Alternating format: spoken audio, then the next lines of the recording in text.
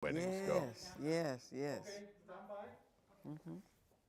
You're going to introduce. Yes. Okay. Yeah. I'm recording It's already here.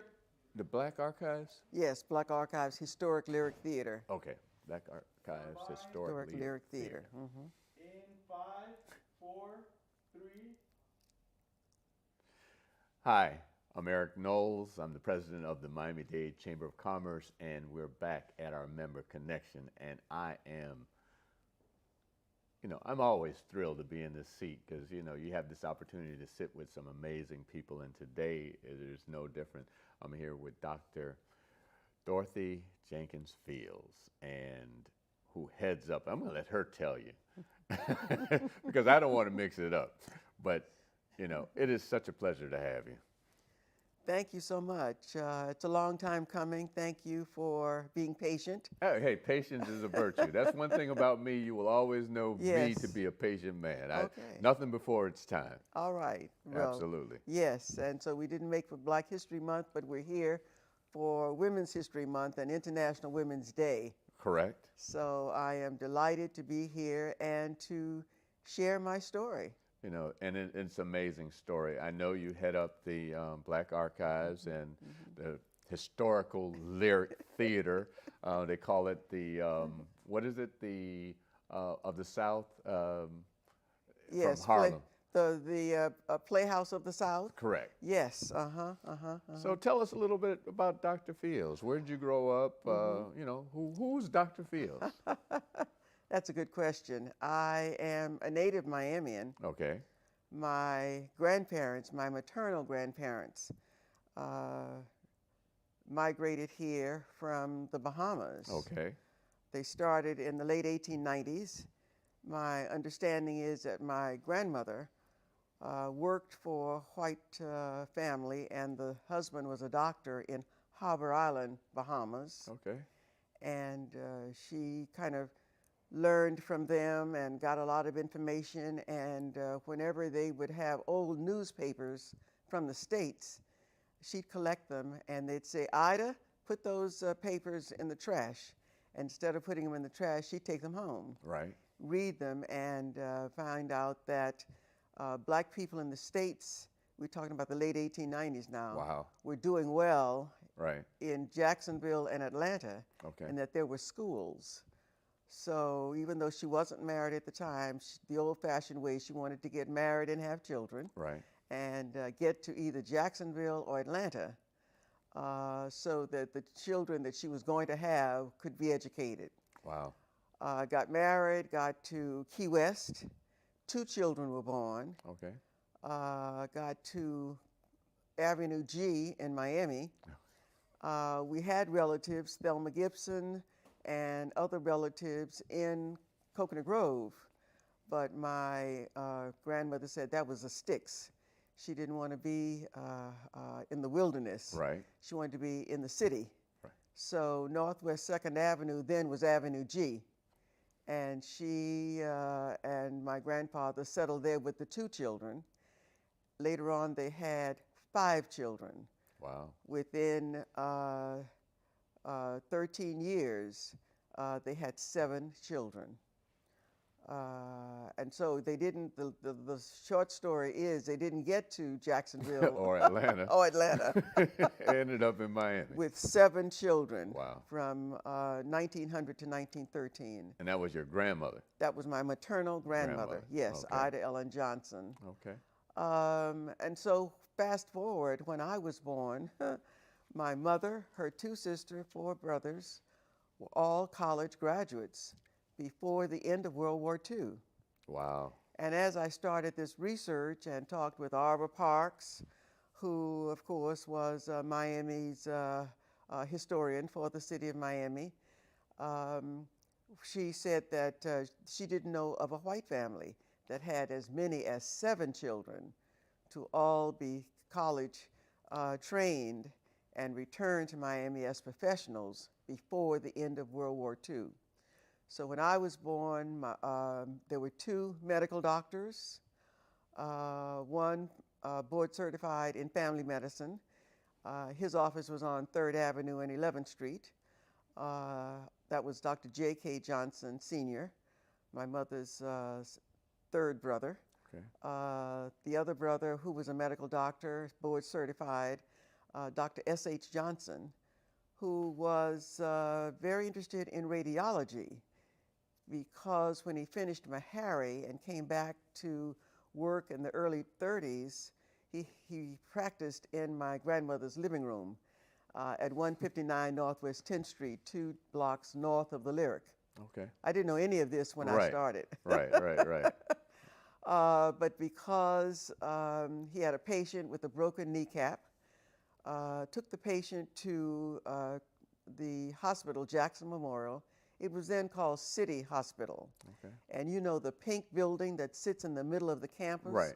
That was the entire hospital. Right. The Alamo. Right, exactly. And behind the Alamo was the wilderness, just trees and snakes and...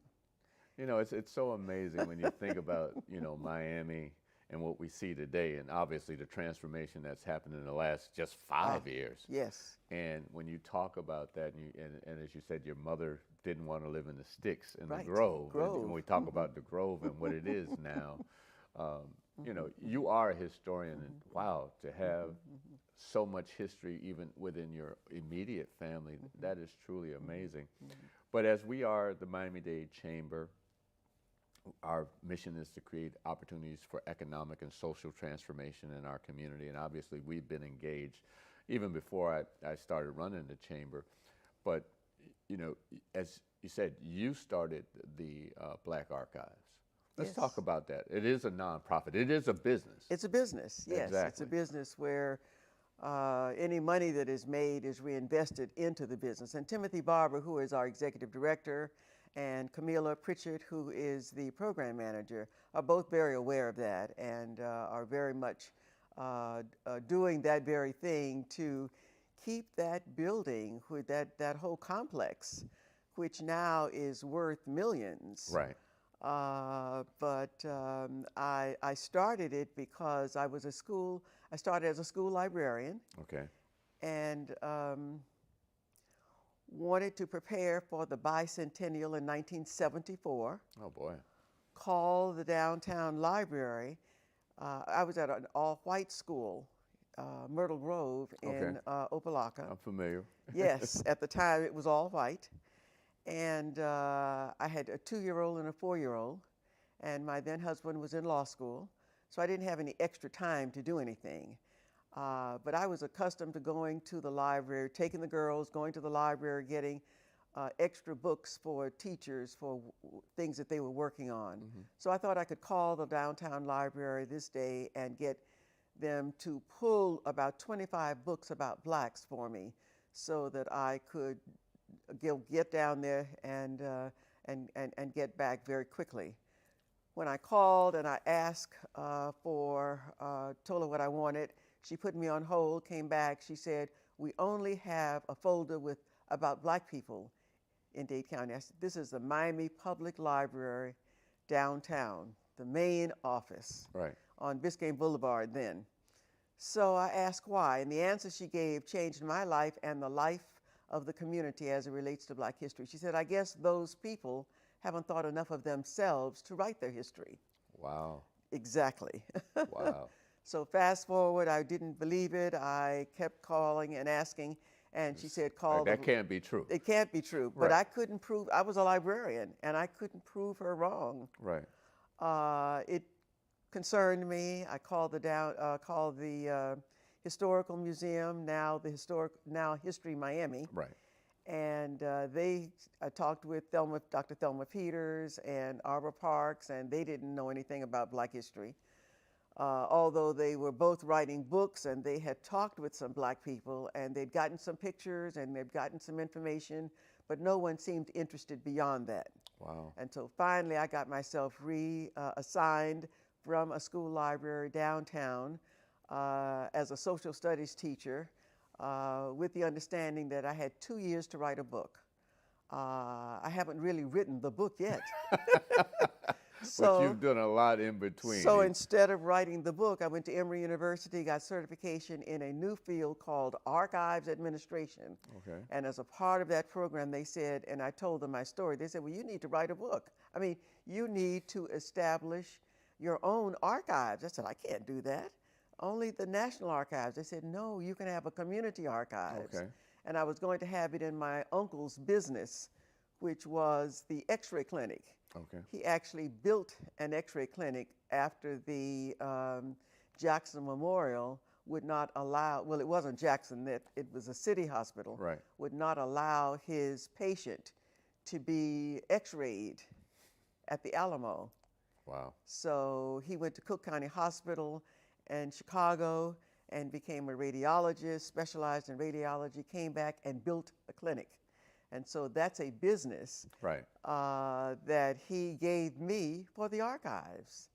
And thanks to Timothy Barber and Audrey Edmondson, when she was in the county, Right. money was made available finally to restore that as a business. And we're looking now for a reuse.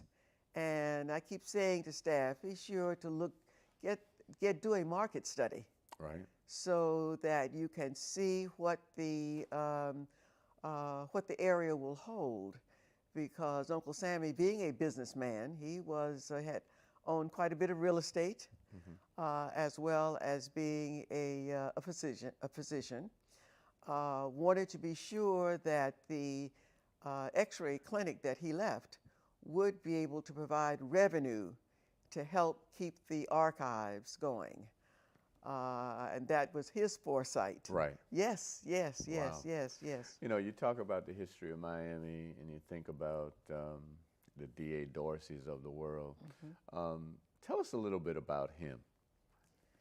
I didn't have an opportunity to meet him. Right. But my uncle, the radiologist, was his doctor. Okay. Okay. So I got to hear plenty of stories. Right. About D.A. Dorsey, who was, although now he is pictured as a philanthropist, who was far from it, and who would, as Uncle Sammy would say, deny it. He did not give money away. He made money available when it was needed to those who needed it. Right. But to just say that he gave money away would not be correct. Right. But his business sense was of such that it appears that he modeled himself after Flagler. In fact, some called him the Black Flagler. He saw Henry Flagler developing all the real estate Right. for workers. Okay. And D.A. Dorsey started doing the same thing. But he did it on his own terms. And D.A. Dorsey was an independent contractor. He built his own home, and he built many other homes in the area and rented them to blacks. He owned property all over. He owned property, of course, Fisher Island.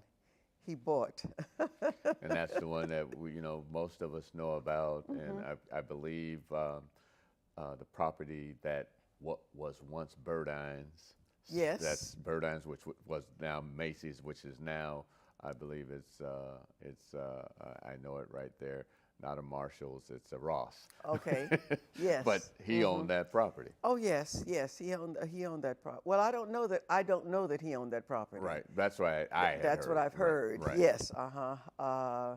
But and I've also heard that he loaned Burdine's money.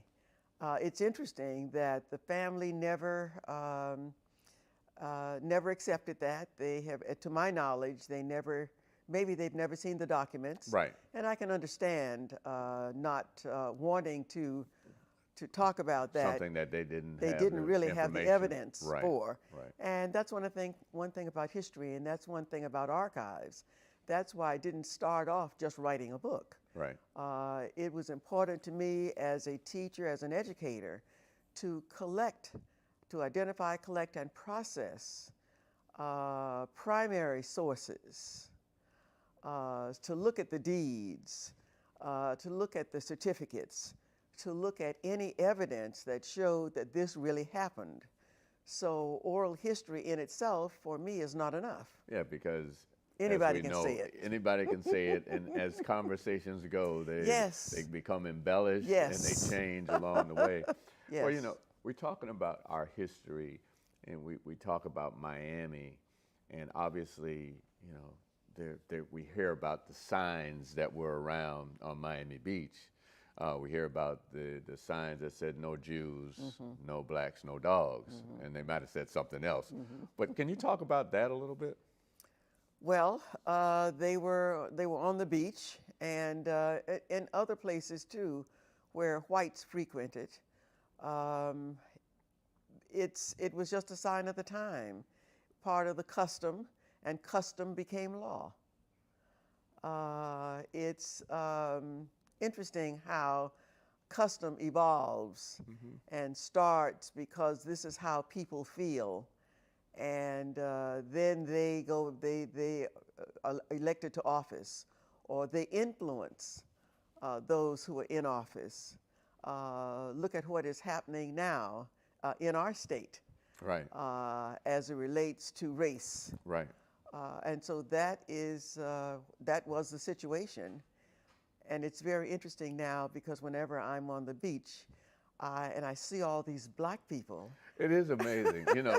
They don't know why I'm smiling. Yeah, I go through the same thing sometimes when in particular when in the summertime, because it's the rates aren't as high, but it is a plethora of us on the beach, and you know, we have our challenges even now. It's spring break, and we know we've had the challenges with our young folks, and that's a whole nother conversation in itself.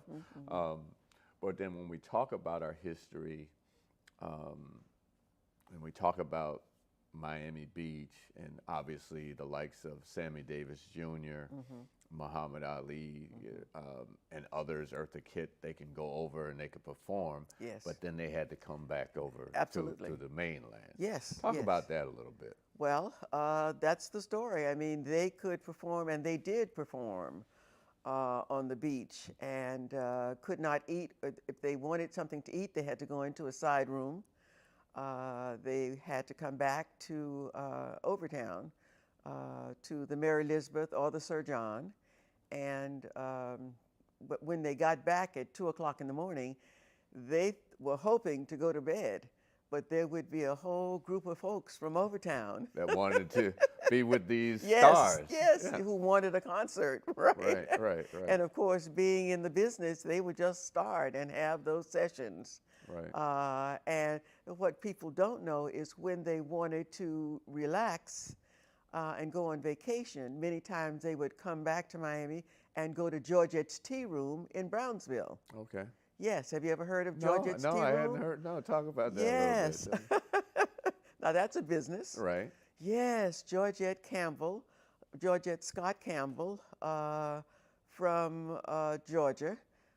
Came here in the early 20s and she brought Clyde Killens. Okay. Clyde Killens was we're going to talk about Clyde Killens a little bit, so I'm going to put a pin in there, but go ahead. Okay, Clyde Killens, and she was very much, and she was a cook, very good cook, and she stayed in Miami for a while and had a business right across from the Lyric, and then she went to Harlem. She went to New York.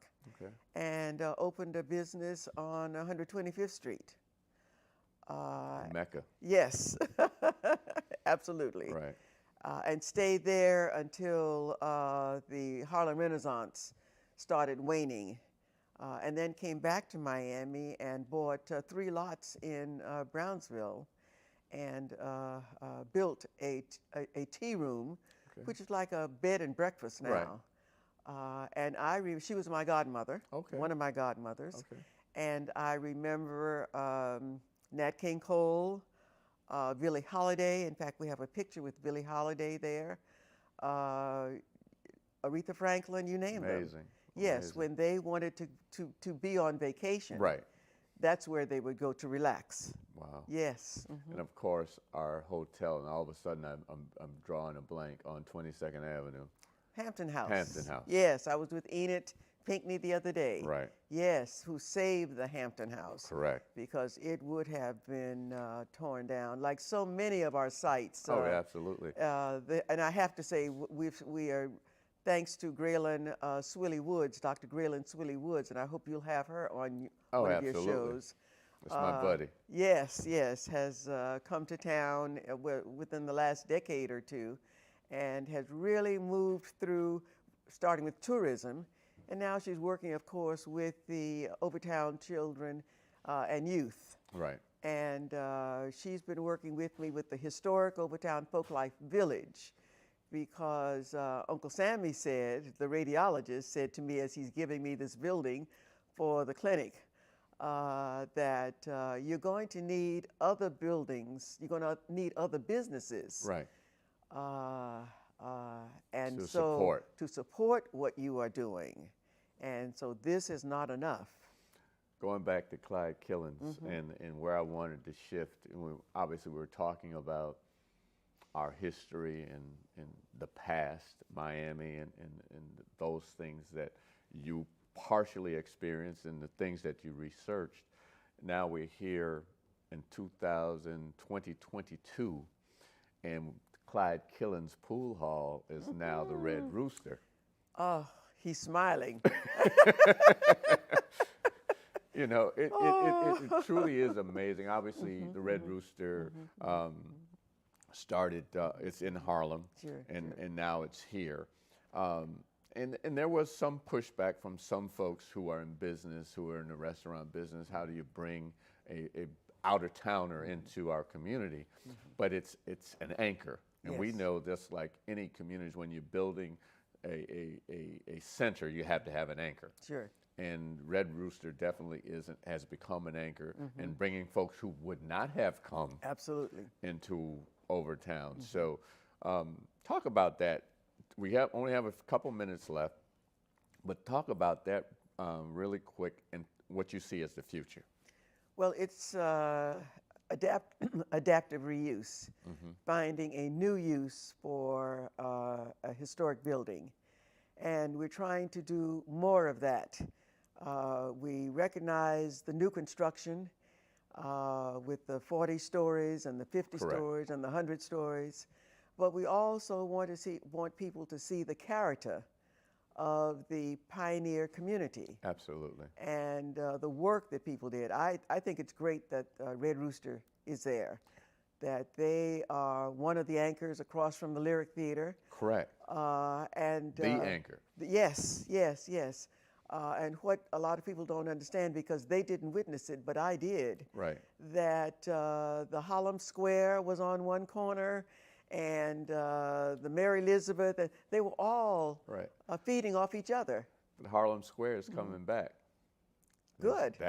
We got some friends working on that. Oh, wonderful. So, you know, our time, I don't know why I've cut this to 15, 20 minutes. I'm going to have to extend it one day, because this is just amazing. I mean, you and I talked, and we said we could talk for all day. Yes. But, you know, this has been the Miami-Dade Chamber of Commerce. I'm here with Dr.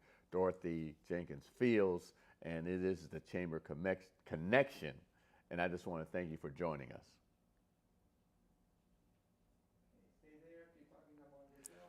So, wow. Yes. I don't know. We really have to work together. And when I said Graylin's name, I was pleased to see your reaction. Oh, absolutely. Great, Absolutely. great. That's my girl. She is really going to be working.